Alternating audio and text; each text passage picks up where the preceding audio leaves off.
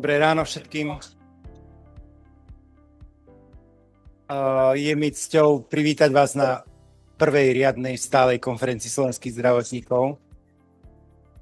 Na pokračovaní toho, čo sa nám minulý rok podarilo, čo sme nazvali ako 0. ročník. Klasicky po slovensky ideme trošku s kratučkým oneskorením, ale to všetci poznáme. Tí, čo nepoznajú, vítajte na Slovensku, tešíme sa. Tí, čo si to už nepamätajú, tak si to pripomenú, ale v poriadku. Takže išli by sme podľa programu a prvým bodom programu je vlastne slávnostné privítanie a otvorenie tejto konferencie. Tu prehovoria dve dámy, ktoré ja si veľmi vážim a ktoré sú takou pýchou tejto našej konferencie. Takže ja by som odovzdal slovo Alone Kurotovej, zakladateľke Medzinárodnej asociácie lekárov a zdravotníkov na Slovensku a človeku, ktorý svojou energiou a svojou víziou vlastne nás stále posúva vpred a je nám cťou, že ju môžeme nasledovať. A potom odovzdám slovo, alebo teda Alona odovzdá slovo pani Ivete Lazorovej, človeku s veľkým srdcom, s ktorým sme si našli veľmi, veľmi dobré vzťahy, ktorá je prezidentkou Slovenskej komory sestier a pôrodných asistentiek.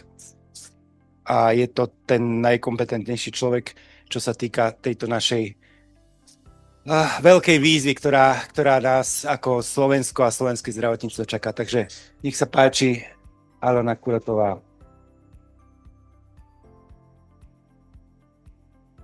Ďakujem pekne za slovo. Musíme potom stať tu, pretože máme tam kameru do budúcna, hej, a máme online pripojených.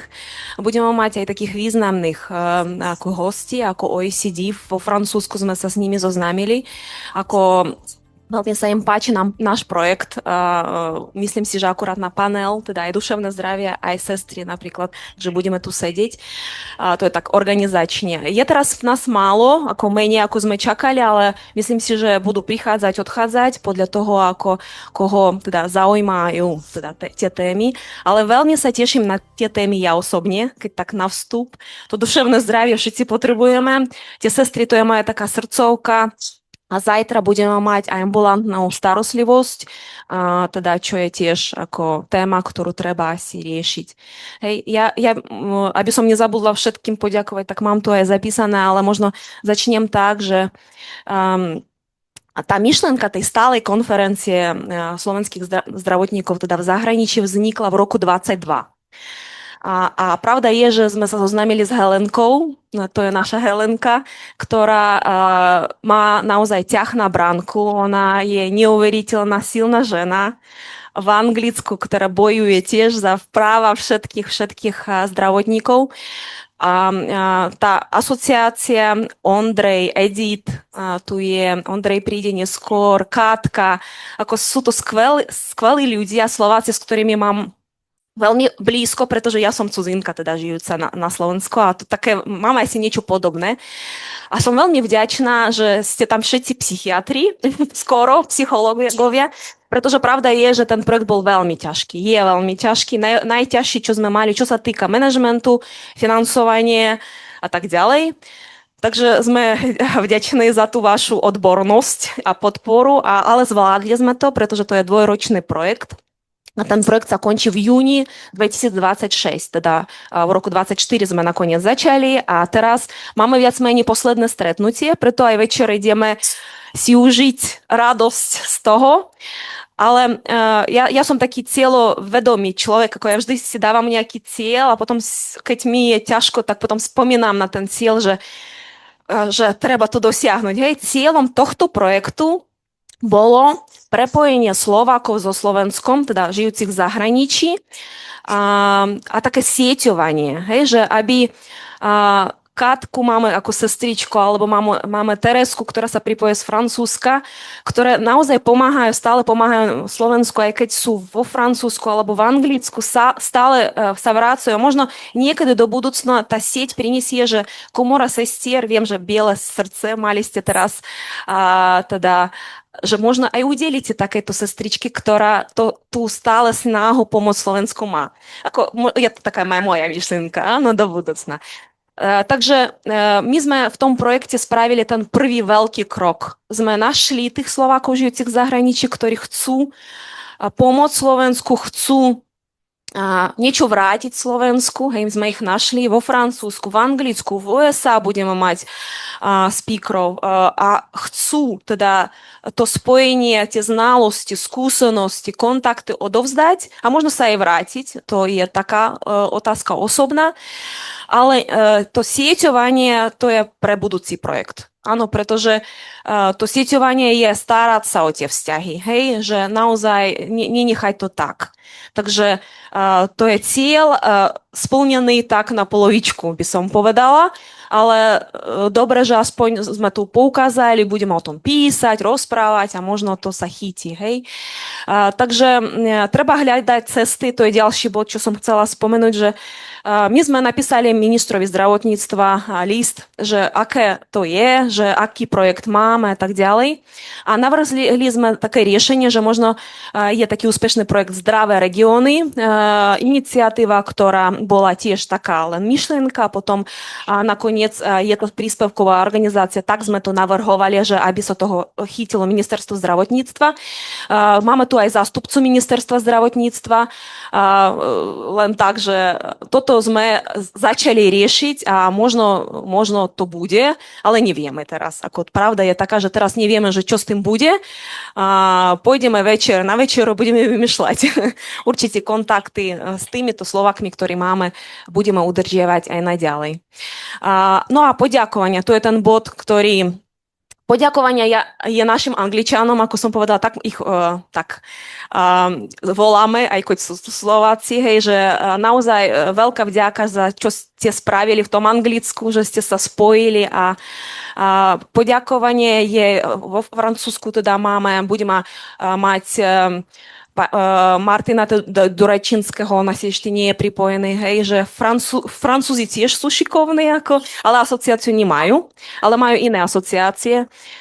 Vďaka kolegom z USA budeme mať dnes aj Zuzanu, aktivistkom, budeme mať aj teda Andreja Propsa z Česka, teda tým Slovákom aktívnym, ktorí to nevzdali, áno, nazveme to tak, a ktorí chcú sa vrácať na Slovensku. Veľmi pekne ďakujem vám, pani Lazorova, naozaj, že ste tu s nami, že vidíte v tom zmysel, že vnímate tie pozitívne myšlienky, ktoré prinášame a verím, že sestry pre mňa je to také niečo, že ja celkovo si myslím, že lekári, zdravotníci, je to ako v mojej reči, to profesia od Boga. Hej, že ako by som to povolenie od Boha, hej.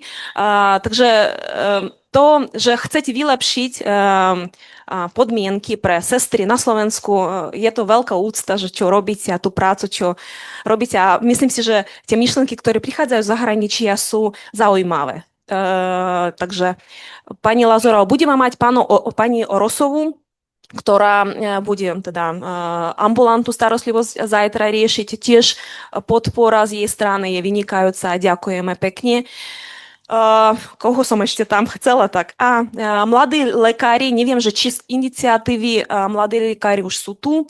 Viacerí sa prihlásili, začali sme riešiť newsletter, aby sme dodávali do tých ich newsletterov aj tie myšlenky zo zahraničia, takže už sme mali niekoľko teda tých newsletterov spoločných. Skvelá iniciatíva, kde oni naozaj chcú vylepšiť kvalitu zdravotníctva nášho. Ukrajincov máme tu, tak voláme, že ďakujeme pekne z Ukrajiny, že prišli viacerí.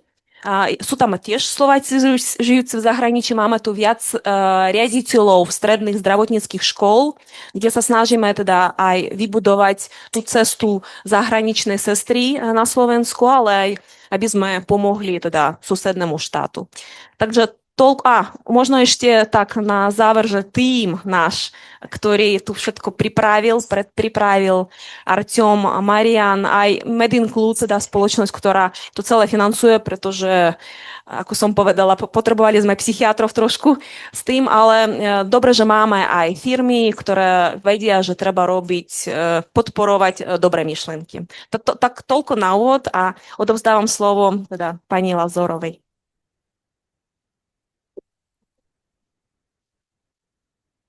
Ďakujem veľmi pekne. Ja sa chcem veľmi pekne poďakovať za pozvanie. Keď som sa prvýkrát stretla s pani Kurutovou, tak mi cvaklo bez urážky, že to bude nejaká predstaviteľka cestovnej agentúry, ktorá tu bude naháňať cesty z Ukrajiny a bude na tom zarábať. To je úprimne. Pretože sme podozrievaví Slováci už asi od koreňa, ale tie stretnutia, ktoré sme mali a potom následne aj spolupráca ma presvedčili o tom, že naozaj sú to úprimné snahy priniesť zmeny do slovenského zdravotníctva aj vďaka vám všetkým, ktorí ste tu.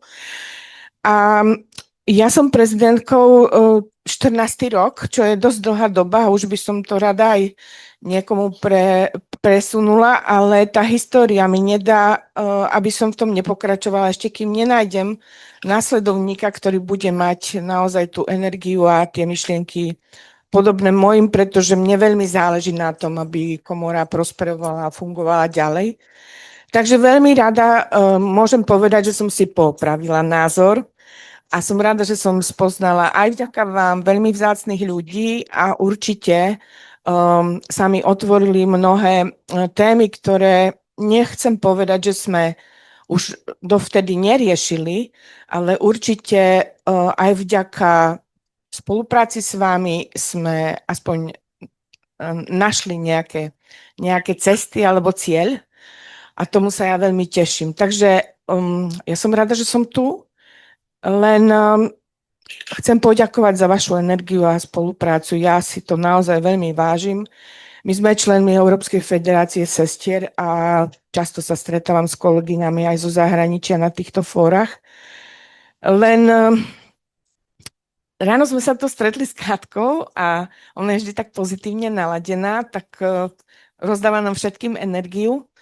Ale nie je problém mať dobrú náladu a energiu v dobrom prostredí. My sme nie veľmi v dobrom prostredí a to prostredie nám skôr tú energiu odoberá, aj preto u nás tie zmeny trvajú veľmi dlho. Myslím si, že dnes tu mal stať minister zdravotníctva minimálne, aby sa vám poďakoval za to, čo robíte pre slovenské zdravotníctvo alebo pre slovenských kolegov. A ja stále hovorím, že je ťažké rozprávať sa so žabou, ktorá celý život žije v studni o mori. Pretože ak nevidíme, čo sa deje okolo nás, nestaráme sa o to, nezaujímame, alebo to nevieme jednoducho prepájať, tak je potom tragédia toho štátu, do akej situácie sme sa napríklad dostali s počtom sestier a tak ďalej. Takže toto je hlavná moja myšlienka, že naozaj tie žaby v tej studni je treba zobrať asi aj k moru, aby videli, ako to funguje. Lebo inak sa veľmi ťažko pohneme. Takže chcem len povedať, že v tom našom prostredí sme už dosiahli určité pokroky alebo zmeny za tých 20 rokov, ale kým naše kolegyne v zahraničí už tieto zmeny presadzujú vyše 100 rokov, tak z tých 20 nie je až taká dlhá doba a myslím si, že skôr treba zmeniť to myslenie ako zákony alebo postupy, alebo neviem, čokoľvek. Pretože ak nezmeníte myslenie ľudí, tak sa veľmi ťažko potom tieto zmeny presadzujú. Takže ďakujem vám ešte raz veľmi pekne, budem sa tešiť na príspevky a budem musieť na 11. odísť, pretože komora fyzioterapeutov má dnes snem, kde takisto by som ich rada pozdravila, pretože aj spolupráca v rámci komor zdravotníctva je dôležitá. Takže dúfam, že to, čo zmeškám, si potom niekde ešte dohľadám. Prajem vám príjemné 2 dni, určite milých stretnutí a budem sa tešiť naozaj aj na také neformálne diskusie, pretože to nás vždy obohacuje. Prajem vám veľa energie, veľa síl a sľubujem, že keď budem to v mojich silách, tak určite tá spolupráca bude sa rozvíjať. Ďakujem pekne ešte raz. Ďakujeme pekne za milé slova.